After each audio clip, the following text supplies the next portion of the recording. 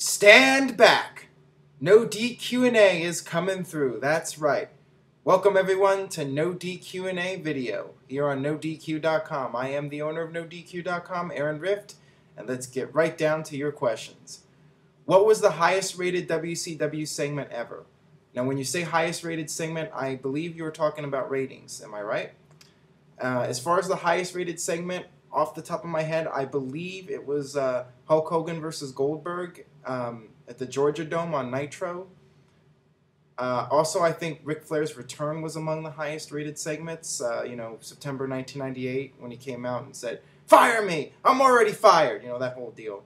And then I remember the DDP and Goldberg match from Halloween Havoc that they showed on Nitro the next night. I remember that doing a really big number as well. So those three off the top of my head, did really big numbers from what I remember.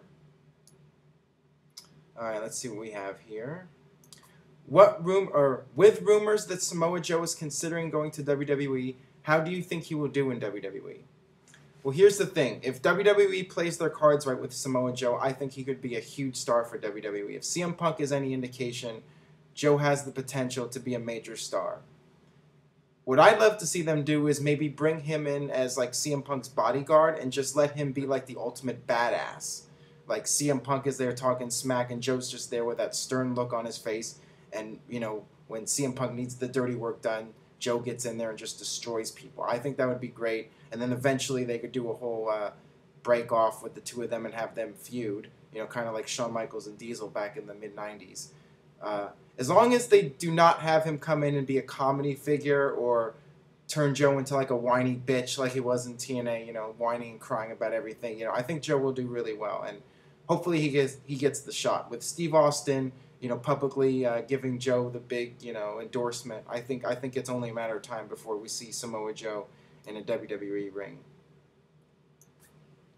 If you could have one person win the Bound for Glory series, who would it be and why?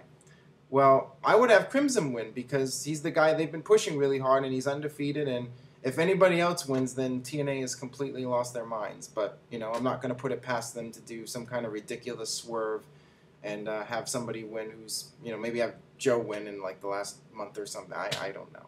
I have no idea. But yeah, I think Crimson's going to win. That seems pretty obvious at this point. Okay, do you think that TNA has played out the stable storyline? Yeah. Since they have had Immortal, Team Canada, Main Event Mafia, and Christian's Coalition, and it seems that they rarely have a time period without one stable. Well, you're exactly right on that. It is played out. It's like a Vince Russo fetish. He has to have a faction or stable. If you go back to 1997, you have the Boricuas and DOA and the Nation of Domination, and then DX, and then the Corporation, and then the Corporate Ministry, and then the Nation of People You Ought to Respect, and then the McMahon-Helmsley regime, and then in WCW you had the New Blood, the Millionaires Club, the Filthy Animals, and so on and so forth. Team Canada and WCW. These were all Vince Russo. He loves stables and factions. Yeah, it would be nice for a break, maybe like 1 month without a stable.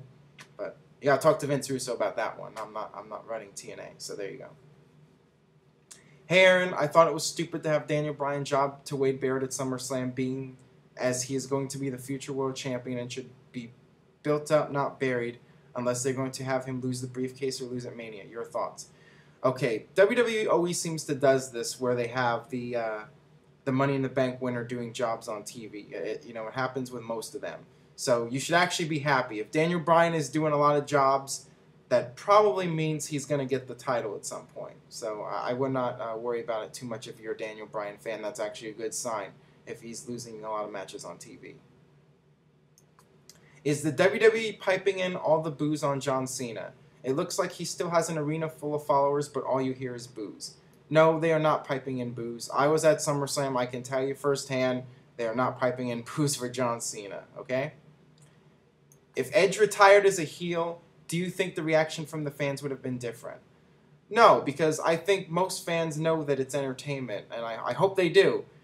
And if Edge retired as a heel, I think people would still, give him a standing ovation when he come out. I think the fans respect most of the wrestlers. I was talking to like an 11-year-old fan oddly enough, at SummerSlam, and he said that, you know, he doesn't like John Cena, but he respects John Cena. This is kind of funny because he was 11 years old. And he was actually smarter than most adult fans, but he said, you know, I respect all the wrestlers. I don't know who to cheer or boo sometimes, but, you know, I do respect all of them for what they do. So I think that's how most fans see it. And, yeah, that's the answer right there. All right, let's see. Any more today? All right, we'll stop it at that. Thanks, everyone, for watching No DQ&A video here on NoDQ.com.